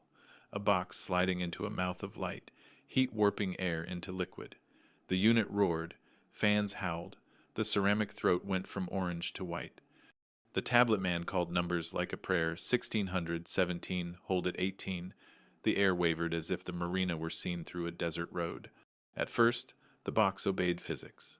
Paint bubbled, edges glowed, seams darkened to cherry. Eyebrows singed on men who never flinched. The smell shifted toward campfire, and then passed, into something like seared copper. Then it changed. The steel didn't drip, it drew in. Edges that should have slumped seemed to tense. The welds, far from surrendering, rose like scars inflating. The white-hot air wobbled, stuttering, as if sound itself had thickened. In the cabin, every loose screw hummed in sympathy. Mark felt a pressure behind his eyes, a tone too low to hear, too heavy not to. The box pulsed, not visually, viscerally. A thump moved through the deck, into boots, up bones. Heat monitors spiked. A hairline vein of brightness chased itself along the seam, then dove away. The flame licked, confused. The officer whispered, "Back it out." The woman with the stainless eyes didn't answer. She nodded to the operator. The heat rose. Wind rattled the caution tape. Fog shredded. People at the fence slid back 2 steps without knowing they had moved. Lena's camera juddered and steadied. The container pulsed again. Brighter. And with that brightness came something inside Mark's head, a single, clean ping like a sonar hit in an empty ocean. It rang in the bell of his skull and kept ringing. He lurched sideways, palm to the rail. Lena groaned, hand to temple. Even the officer flinched, lips peeling in a soundless oath. The men at the unit hesitated for the first time, a human tremor running through drilled muscle memory. The flame didn't win. It ate everything on the tray paint, rust, soot, and left the container bare as a bone that wouldn't char. The fire isn't consuming, the tablet man said, strain cracking his cadence. It's reflecting. No, refracting. It's... Kill it, the officer barked. Now. They cut the heat. The roar fell to a hiss. Metal cooled in frantic clicks. The container sat in the throat of the machine, unblackened where it should have been, skin shimmering with a heat mirage that didn't fade. And then it exhaled no steam, no smoke, a breath you felt rather than saw, a ripple through air and people and water. The oily ropes at the pilings pulled toward the unit like iron filings finding a magnet. Mark's vision narrowed. Behind his eyes, the ping brightened, then brightened again, a strobe without light. It wasn't pain exactly. It was instruction, like being told, again and again, to remember a name you had tried to forget. Words tumbled out before he could lock them. My father signed Moray memos in '58. They told him it was salvage, not burial. His voice shook, then steadied, anger hardening it. I built sensors that year one of their contractors used to trace the trench. I walked away. I told myself it was just mapping. Lena's eyes shone. Not judgment, pity maybe, and something like relief that the silence had finally broken. Steel creaked. The box shivered in the cooling maw. A soft pop sounded under the incinerator's shell, like a jar easing its lid. "Get it out," the woman ordered, composure finally nicked. They winched the tray. Wheels squealed. The unit coughed a curl of heat. The container slid into air that didn't want it but made room. It lay there dull, almost ordinary again, except for the way it held attention. People couldn't help but look. A hairline split winked along one corner, then sealed as if embarrassed. The tone in Mark's skull dimmed a fraction, then flared. He had the absurd thought of a lighthouse underwater, lanterns swinging, signal sweeping, a black Atlantic no one living had charted. Reporters called questions that evaporated in the heat shimmer. The gulls above circled once and didn't cry. Lena whispered, "It's not failing." "No," Mark said, breath slow, forced. "It's calling." The officer's head snapped. "To what?" Mark didn't answer. He couldn't. The ping in his skull drew a line through fog and map and memory straight to the trench. He saw, in his mind's sonar, the long return Lena had measured the warship-sized shadow that had taken its time to answer. The woman in the windbreaker spoke into a mic on her shoulder, voice pitched low. "Recommend escalation to thermal neutralization alpha. Confirmed resistance to incineration. Subject still, active." She didn't say the word alive. A paramedic jogged past with a bag valve mask and a face he kept composed by chewing it. The playground at the far beach had stopped moving. Not because wind had shifted, because something else had. Mark's hands shook. He looked at Lena. "If we tell them to stand down, they won't. If we help, we become them." "Then what?" she asked. He didn't get to answer. Somewhere inland, too close, sirens braided into a single rising thread. The radio coughed, spit, then spoke in a dispatcher's voice gone small. Multiple calls, residential. Reports of unusual water in homes. Advise units to static ate the rest. The container on the tray gave a faint, satisfied shiver. The fire ate everything except the container. It pulsed, brighter, like sonar in his skull because it wasn't resisting. It was signaling. If this happened to you, what would you do? Some betrayals come with a knife. Others arrive with a folder. By noon, the marina looked like a war zone disguised as an accident site. Navy tape roped off the pier. The incinerator smoldered with nothing to show for its fury. Reporters shouted themselves hoarse from the fence line. Mark sat at the chart table, knuckles white against the wood. The ping in his skull still throbbed in intervals, like someone tapping glass from the inside. His father's name wouldn't stop burning through the memory of that onion skin letter. A uniformed aide slid into the cabin without knocking. He dropped a brown folder onto the table with a dull slap. "For Dr. Holloway," he said flatly. "Authorized disclosure." Mark stared at it, throat dry. "Why me?" The aide's eyes didn't flicker. "Because you already know." He turned on his heel and left. Lena leaned closer. Her voice trembled. "Don't open it." But Mark already had. Inside, typed memos, handwritten notes, photographs stapled by corners. The first memo was dated April 1957, stamped Project Moray Confidential. Objective: establish adaptive survivability through human-ocean interface. Utilize penal recruits and expendable civilian populations. Success metric: 10% adaptation retention. He read it twice, each word stabbed. He could almost hear the boardroom voice of some long-dead admiral pronouncing expendable, like it was a tool, not a life. The next page was worse. Test subjects 0105. Expired during Gilgraft phase. Subject 06. Initial signs of metabolic stabilization. Secondary modifications required. Mark's chest squeezed. Subject 06. The chamber, the pod. And then a note in a smaller, hurried hand, scrawled at the margin. Recommend deep burial at sea. Containment impossible. Adaptation irreversible. He turned to the photos. Grainy, black and white, but clear enough. Men strapped in padded rooms identical to the chamber they had lifted. Shackles identical to the ones he had touched. In one photo, a young man stared at the camera through the gap of a mask pressed to his face. His eyes were wide, too wide, veins broken. Beneath the mask, the skin of his neck showed faint raised slits. Not surgery scars, not yet healed. Something else. Mark's stomach lurched. He pushed the photo aside. At the bottom of the folder lay a single sealed envelope. No stamp, no address. Only his surname. Holloway. His fingers shook as he tore it open. Inside, one page, typed, signed. Alan V. Holloway, Senior Research Consultant, Project Moray. The words blurred. He forced his eyes to focus. Son, if you are reading this, then you found what we buried. I told myself it was to end a war. I told myself I was preventing a darker experiment. But what I built, they used. They promised disposal. They lied. Moray was never an accident. It was bait. One day, someone would raise what we sank. And that someone would have my name. Mark's heart pounded. His mouth went dry. They set me up, he whispered. The retired officer's voice came low, steady. Not just you. Every man who ever signed those pages. But they picked you to finish it. Lena's eyes filled. Mark, this isn't research. It's inheritance. He slammed the folder shut, breath ragged. Rage pressed against the edges of grief. His father hadn't just built the chamber. He had written the script, handed it to his son across 60 years. Outside, the crowd swelled. Sirens wailed inland. News vans lined the street like teeth. The sky darkened as another storm front muscled in, thunder muttering low. And still, the sonar return pulsed on the monitor, the largest pod, the one longer than a warship. Mark pressed his palms to the table. It was never disposal. It was delivery. The officer frowned. Delivery to who? Mark shook his head. Not who. When? He realized then why the pods had been scattered like constellations.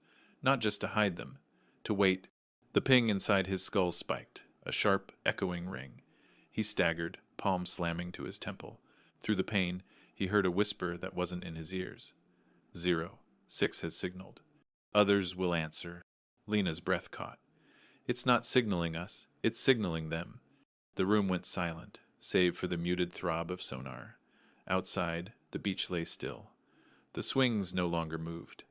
Mark stared at the folder one last time. His father's final line glowed in his mind, more curse than confession. One day, someone would raise what we sank.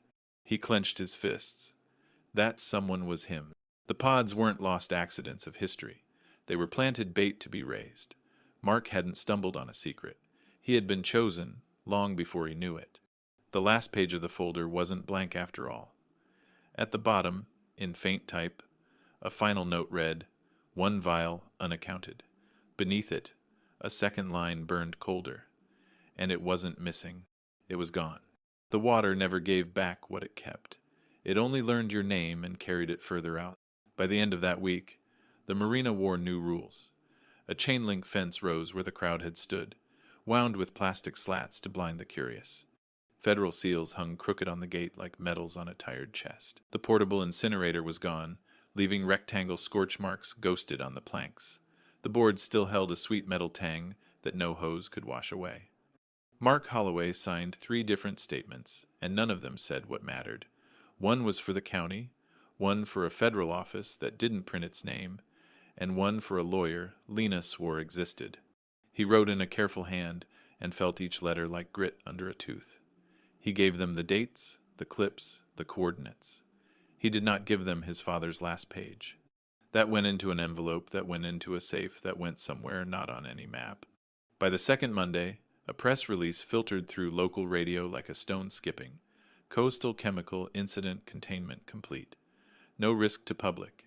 It was the kind of sentence that sounded clean if you didn't roll it over and smell it. A small memorial bloomed at the end of the pier for Evan. No body, no service, just flowers in jars and a photo in a sleeve the fog touched and clouded each dawn. The diver from the tour outfit came by once, stood with hands hooked in his pockets and eyes that slid around words. He had learned to breathe without coughing water. He had not learned to speak. He blinked when people said hello, slow and deliberate, as if surfacing from a depth no one else could reach. From above, the town settled into a pattern of pretending. Boats left later and returned earlier. Nets came up light. Cats stayed indoors. Children were told not to dig where the tide line ended. The bait shop owner kept selling shrimp that quivered too long on ice. Mark sold the boat. He told himself it was temporary. He told Lena they'd rebuild a lab somewhere with stronger walls and fewer secrets. He told the retired officer nothing, and the officer seemed to know why. Men who have stood close to a shared edge don't need to lean again to remember the drop. He took a rental car inland and kept taking roads until the air smelled like dust and warm cedar instead of salt. He bought a small house that had a porch deep enough for rain to drum a rhythm that didn't sound like sonar. He sealed the bathroom fan because the hollow hum could trick a tired mind. He learned the stubborn quiet of land. Cicadas, a dog 2 blocks over, wind through oak. It was not silence. It was a different chorus. At 3:13 a.m., 3 weeks later, he sat up in bed and tasted copper. The sound that woke him was nothing, a faint, phantom ping in the long bone behind his ear. The sort of noise an old refrigerator makes or a heat duct settling. He held his breath and it came again. He swung his feet to the floor, held the edge of the bed until the room's angles steadied. In the kitchen, the clock read 3:13, because clocks like that always do in the stories you don't want to tell. He made tea and did not drink it. He waited for the next ping. It did not come. Dawn did. He told himself there were no swings here to move without children. Back on the coast, the fence grew higher. The sign on the gate changed to something longer. Federal training site. Keep out. The gulls returned in smaller numbers, flying different circles.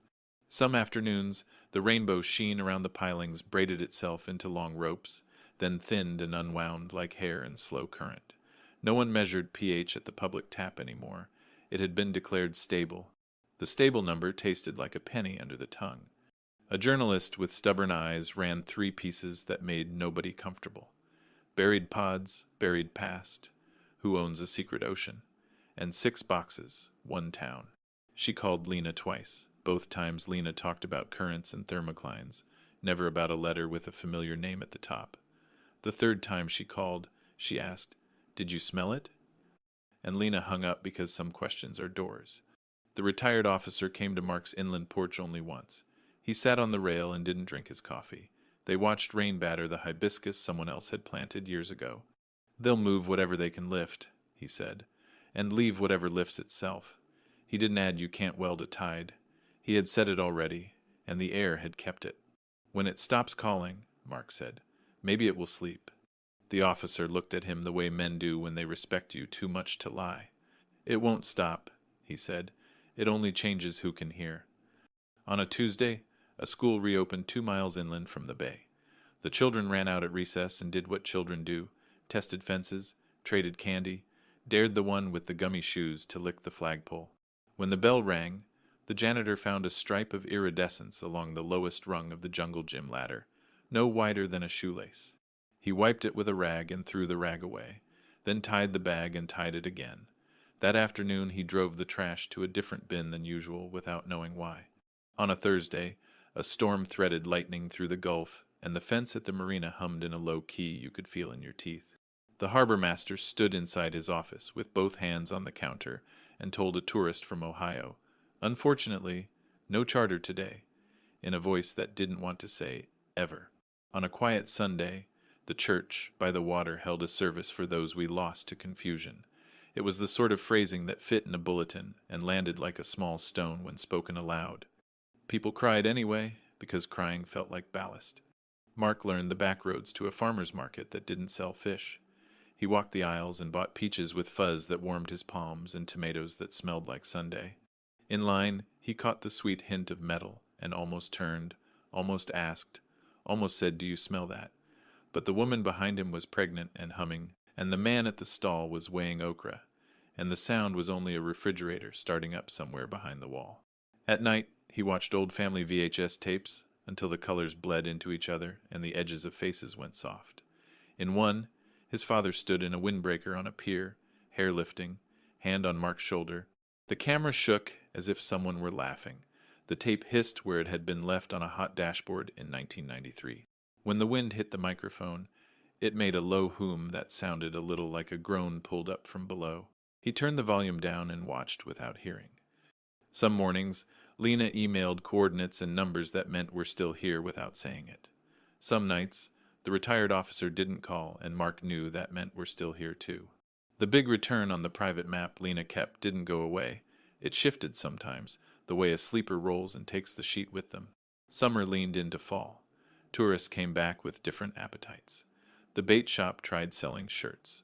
The reporter switched to council meetings and a zoning fight about a condo no one wanted.